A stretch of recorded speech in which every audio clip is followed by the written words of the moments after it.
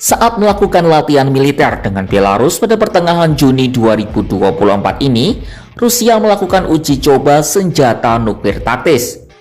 Senjata nuklir taktis yang digunakan dalam latihan tersebut antara lain rudal, artileri, dan roket. Sahabat Kompas.com mungkin beberapa masih asing dengan istilah senjata nuklir taktis. Senjata jenis apa ini? Apa bedanya dengan senjata nuklir pada umumnya? Yuk kita bahas.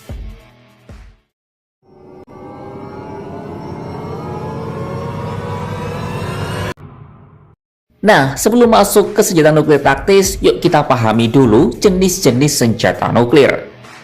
Jadi, senjata nuklir terbagi menjadi dua jenis, yakni senjata nuklir strategis dan senjata nuklir taktis. Apa bedanya?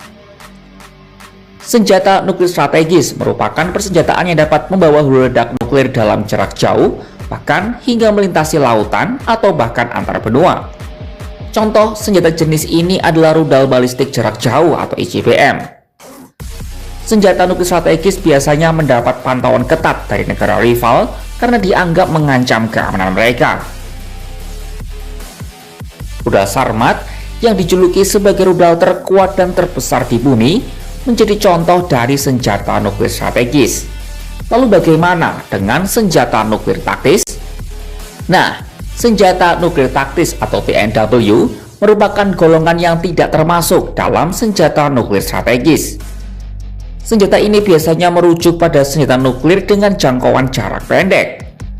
Dalam konteks AS Uni Soviet atau kini Rusia, jika rudal darat jangkauannya kurang dari 500 km. Sementara untuk rudal yang diluncurkan dari udara dan laut, jangkauannya dicapai biasanya kurang dari 600 km. Tetapi definisi ini tidak dapat diterima secara universal. Prancis misalnya, mendefinisikan semua senjata nuklir yang digunakan saat ini sebagai strategis. Sementara Cina juga mengklasifikasikan banyak senjata yang dalam konteks AS Rusia dianggap taktis sebagai strategis. Nah, meski tidak sekuat senjata nuklir strategis, tetapi daya rusaknya tak bisa diremehkan. Presiden Rusia Vladimir Putin bahkan menyebut senjata ini punya daya rusak lebih kuat dibandingkan dengan bom atom yang dijatuhkan di Hiroshima dan Nagasaki. Sebagai gambaran, bom atom yang menghancurkan dua kota di Jepang itu berkekuatan 15 kiloton. Sementara, persenjataan nuklir taktis sekarang berkekuatan mulai dari 1 hingga 50 ton. Tetapi senjata ini juga menjadi yang paling jarang diatur dalam traktat atau perjanjian terkait nuklir.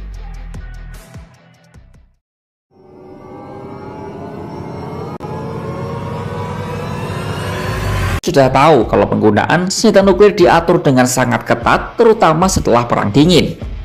Ada berbagai aturan dan perjanjian yang harus ditaati. Salah satu yang terbaru adalah perjanjian larangan senjata nuklir yang disusun oleh PBB dan disahkan pada tahun 2021 lalu. Masalahnya, senjata nuklir taktis merupakan kategori senjata yang paling sedikit diatur dalam perjanjian pengendalian senjata. Padahal, senjata ini punya persentase yang lumayan besar jika dibandingkan dengan senjata nuklir strategis di seluruh dunia. Bayangkan, senjata ini hanya pernah diatur dalam deklarasi antara ex-presiden Amerika Serikat George Bush dan pemimpin terakhir Uni Soviet Mikhail Gorbachev pada tahun 1991. Tetapi perjanjian itu lebih bersifat informal dan menyebabkan ketidakpastian yang besar terkait implementasi di lapangan. Terlebih, jenis senjata ini dapat lebih berbahaya daripada strategis.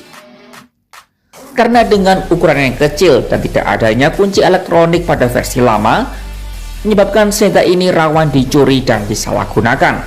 Sementara itu, cara penggunaan senjata ini yang digunakan langsung di medan peperangan juga menimbulkan masalah. Masalah yang berpotensi muncul adalah psikologis dan operasional. Ketika senjata ini ada di medan perang, maka penggunaan akan diserahkan pada pasukan militer tingkat bawah. Hal ini akan mengakibatkan berkurangnya kendali dari pimpinan politik terhadap senjata itu. Selain itu, tekanan perang juga berpotensi membuat senjata ini digunakan tidak sebagaimana mestinya. Tetapi dalam beberapa tahun terakhir, sejumlah negara sudah menyerukan pengaturan yang lebih ketat soal senjata nuklir taktis. Adanya perjanjian non-proliferasi nuklir menjadi salah satu harapan soal aturan ini.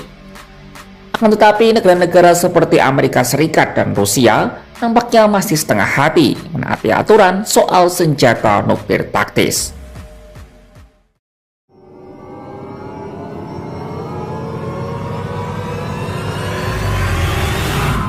Rusia menjadi salah satu negara yang pamer dengan kekuatan nuklirnya selain Korea Utara. Latihan militer bersama antara Rusia dengan Belarus menjadi satu cara Moskwa untuk memperkuat kemampuan nuklirnya. Mengingat Belarus adalah negara yang menerima senjata nuklir Rusia untuk ditempatkan di negara mereka. Latihan itu menjadi kali pertama di mana Rusia mengembangkan latihan yang melibatkan senjata nuklir taktis sel terbuka, meskipun pasukan nuklir strategisnya secara teratur mengadakan latihan. Senjata nuklir taktis meliputi bom udara, meledak untuk rudal jarak pendek dan amunisi artileri, serta dimaksudkan untuk digunakan di medan perang. Tahun lalu, Rusia telah memindahkan sejumlah senjata nuklir taktisnya ke Belarus yang berbatasan dengan Ukraina dan anggota NATO yakni Polandia, Latvia, dan Lituania. Hal ini bisa dilakukan karena pada Februari 2022 lalu, para pemilih di Belarus menyetujui amandemen konstitusi yang melepaskan status netral dan non-nuklir dari negara itu. Subscribe Padma TV sekarang.